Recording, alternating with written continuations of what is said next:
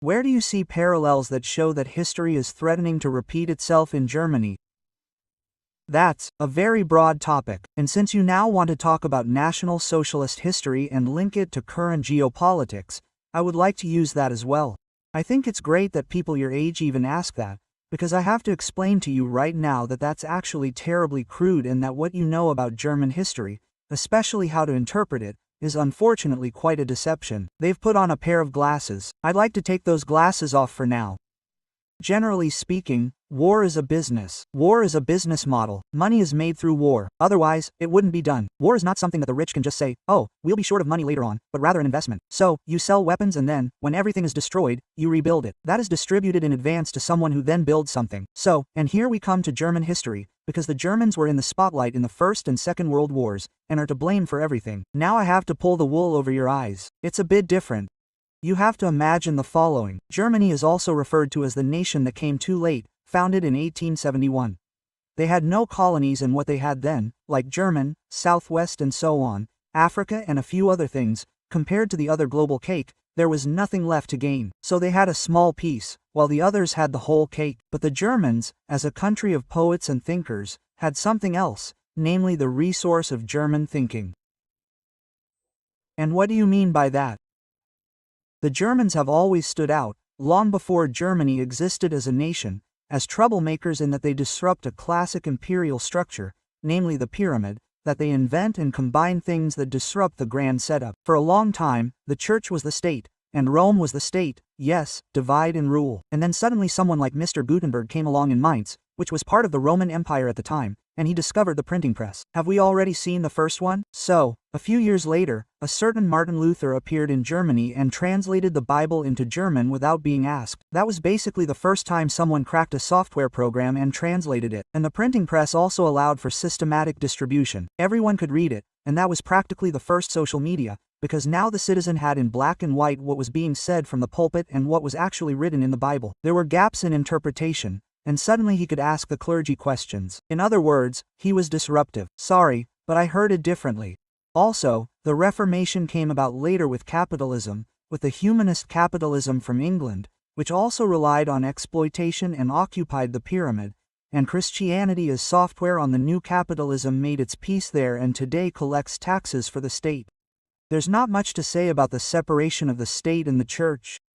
Suddenly, another German, Karl Marx, comes along and explains in his Capital the logic of the system, that a few own more and the others destroy themselves, and that war is ultimately necessary because you have to create more and more profits, either by paying lower wages or by increasing efficiency. But if you end up selling more products, you have to bring them to market. That's the problem with the automobile industry. You can lower wages, you can become more efficient, then you produce more than the others. But who's going to buy that? The pro people no longer exist. Who is going to buy that? And now we are at Industrial Revolution 4.0. If you link wages to work and the products can no longer be sold because there are more and more unemployed people, then the market suffocates and then it has to be cleaned up. That's what war is for. That's what war is for. War destroys everything. That's what it's supposed to do. It's just a reset. Capitalism is designed to eliminate scarcity until everyone has everything. But how does it deal with market saturation? Destroy. That's the system logic of capitalism. Many people have not understood that, despite all the innovation that exists, because KenFM or Absolute would not exist without the capitalist system, because it relies on the competition of the individual. In a socialist system, people would initially say, we'll do it and I'm more of a lone actor. Many things in capitalism were done by crazy lone actors. Steve Jobs, for example, was not a team player, nor was Bill Gates, nor was Elon Musk, nor was Tesla. These are the kind of brooding people who build things in the back room. But the question is always, can this be used productively for the community, or is it being used from the very top to subjugate the community? And that's always the trend. That's what's rewarded. Greed and greed are rewarded. But back to that. Germany appears and then, shortly after the founding of the empire in 1871, has more patents than its competitors. Only America comes after that. Now think about how big America is and how small Germany is. And then, for example, the Germans see that they could join forces with the Russians in this respect. Yes, because they have technology. Technology is being invented here. We don't have natural resources as a resource. We have thinking, and the Russians have technology, and then the Germans build the Baghdad Railway. Many people haven't heard of that yet, and then the BDAT Railway is attacked and blown up. That's basically the forerunner of North Kleben. There's a connection that you don't want. And the point is that these attacks come from an existing empire. In this case, that's Great Britain. And then people say, okay, if Germany continues like this, then it will become a competitor, because its production methods are more efficient. And how can we prevent that? We have to make sure that Germany is destroyed. People see Germany as an intelligent power, German thinking and poetry and engineering, and that has to go somehow, because that's the future. So, what do you say? People say, okay, the new power will no longer be the church. The new power will also no longer be the dynasties that exist everywhere. The new power will be the moneyed aristocracy. And we introduce that by eliminating the classic dynasties through World War I and introducing money as the new center of economic power.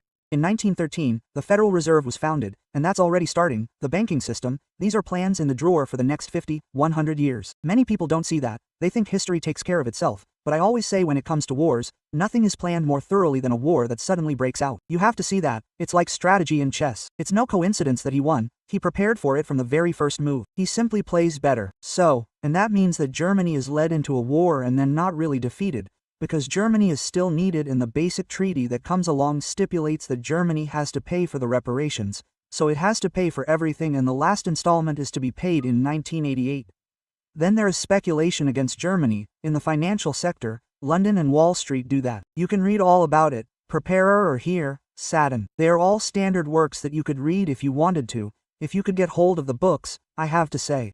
And then there is speculation in order to create a radical mood in Germany, on which a radical detonator can then be set, and you find him, that is Adolf Hitler. And Adolf Hitler was already being promoted in the early 20s. That is always forgotten. And in Germany, people like Ten Smith or Handstall come along. They are American-British influencers who launch it, who say, listen, I have read Mein Kampf. He doesn't like Jews anyway, but he hates Russians and he wants to attack them. This is our man. He can then attack Russia, and with that we can separate two players from each other. We can wipe them out. We don't want the Germans to join forces with the Russians if we turn them into enemies against each other. That's actually great. So when two people are arguing, the third one is happy.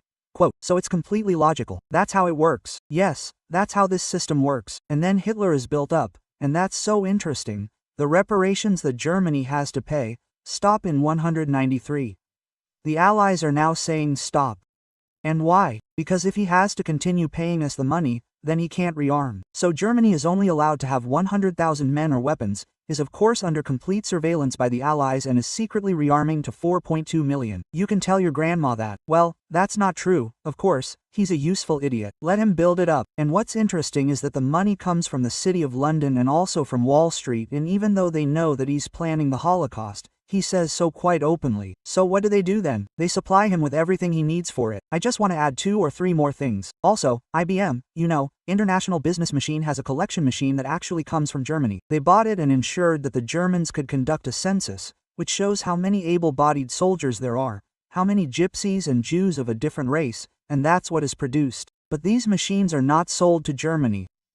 They are readied and then always stand between the blast furnace and the crematorium or the ramp, and the employees then always come to the warehouses and repair them. You probably don't know anything about that. If they repair them and drive them home, you would know that. Yes, they knew that. That means that there were also international flows of money that were completely malicious and said, okay, a lot of people are going to die, but on the whole Hitler is doing the right thing for us economically. That is so completely malicious, but that is the truth, a truth that people in Germany don't like to see, because the question is, were there people who helped Adolf Hitler into the saddle? Yes, that's always the case. Yes, we experience this in geopolitics, that we often build up people who then attack people we don't like, and when they do, they are eliminated. You see that with Saddam Hussein, you see it in Syria, you see it everywhere in the Middle East, that you build up despots so that they attack someone else, and when they are finished, then we eliminate the despot and suddenly say, he is an inhumane person. So, we often organize Mutah services or terrorist organizations. They are considered freedom fighters. We then bring them to Afghanistan, and when they have destroyed everything, then we try to eliminate them. Sometimes that backfires, then they suddenly take over the government. So, we work with this very often. Basically, it is biological weapons research on a human level. We introduce the viruses ourselves until everything is destroyed and then try to control it, which sometimes succeeds more or less. That was also the case in Germany. In other words, the Germans were enabled from outside to wage this war against Russia in particular. I just want to point out that when it comes to war-critical materials, the German Air Force was inspected by the man who flew the Spirit of St. Louis, Lindbergh, this hero who flew to Germany often and told the Americans and influencers that the German Air Force has been in good condition for a long time, that it is technically sound. Seriously, you've probably never heard of that before, and then they said that what was missing was fuel, because the Germans didn't have the spirit at all, they were missing something super plus. Then the Americans said, we'll supply it. That means, imagine that, the Americans supply the fuel for the bombers so that the war could actually start. You can't be serious. Yes, the Americans supplied 80% of the cars for Germany in World War II.